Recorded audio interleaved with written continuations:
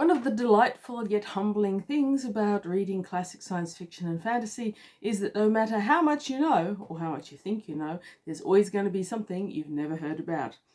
And that was the case for me today when I read a short story by Theodore L Thomas in this gorgeous little, increasingly shabby magazine. I can guarantee you almost that the cover art, spectacular as it is, has nothing to do with the story I just read. That story is called The Intruder, and apparently it debuted. Did it debut here? I think it did. In the February edition, according to the internet, but I've got the June edition, and I have just read it. It's a fairly short story. I'd never heard of Theodore L Thomas, as far as I know. Maybe I did. Maybe I've read some of his, but I don't think so. Theodore L Thomas was Theodore Lockhart Thomas, who was born in 1920 and he died in 2005. And he has something like 80 books listed on Goodreads, of which I've never heard, and more than 50 science fiction short stories, which he published allegedly in the 50s to through the 80s. He collaborated with Kate Willem on a couple of stories, and he had a whole heap of pseudonyms, which I'm not going to mention. But despite all of that, I don't think I've ever read any of his before. It's very, very well written. And he was apparently a chemical engineer and patent attorney. I wasn't surprised by the engineer after I'd read it. So here we are, The Intruder. A simple little saunter down a trail that Hemingway has walked before, with, however, science fiction scenery and an unexpected turning. But The Intruder by Theodore L Thomas. So this is a cute little story. There's not much to it. It is narratively beautiful. And we start with Max, who's pulling the last line taut and stepping back to inspect his rocket, which he has just anchored on this planet, out of the beat of the wind and the rain. He talks about coming down through the clouds that are primarily CO2 and reaching the surface, which is a wet and rainy surface, which is always so cloudy that you never even see the sun, even as a tiny glow. He's come on a fishing trip. He carries his equipment down this rocky ledge, and he finds a place where he has camped before. It's like a basin, but there's an opening that follows a Z path down to the ocean. He spends most of this time in what we would call an environment suit, though I think the story calls it a rain suit, with a helmet, because we hear that the incredible storms will drown you where you stand otherwise.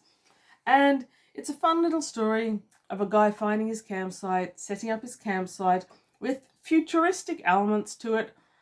More futuristic, I'm going to say, in the 60s than now. For example, a air blow-up tent, dwelling, cabin, I don't know what it is, one of those things that you do have today, but you didn't have then. So maybe this story is a forerunner of that. With him, he's got a fishing spear, not a hook, and when it comes to the point where he's going fishing, he walks straight down the track into the sea with his fishing spear and wanders amongst the algae, hunting trilobites. We've already heard that he's hungry for some of that good old trilobite flesh. I imagine it like lobster, which I also don't eat.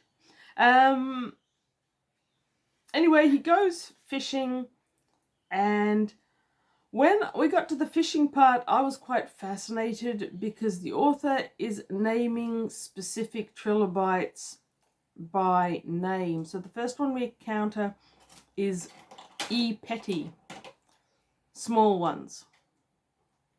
A group of 9 trilobites nuzzled the sand at the edge of a patch of fern, but they were all E. petty, small ones.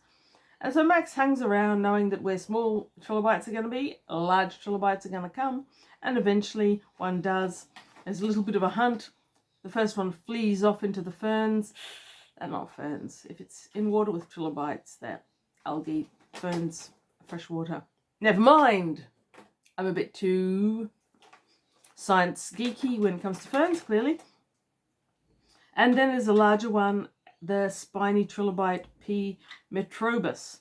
Now, I was impressed by the fact that he was naming his trilobites, and I was impressed by the fact that the trilobites' names were written in italics, which is how they should be written. And I wasn't surprised upon checking to see that he was a scientist. Anyhow, it's a cute little story. He catches 3. He thinks he's got enough. He goes back to the shore. And we have a story that ends strangely. I think it'll be memorable for me. I think I'll keep coming back to it because I really don't know what the ending was meant to be. It feels like the ending is a gimme. It feels like the last paragraph or 2 are meant to convey something important to us. They conveyed nothing to me. When he reaches the shore, he finds the first plant that is trying to make its way on land. It started off as what he's calling a fern, but it's an underwater algae plant. And this one's taking foot on land.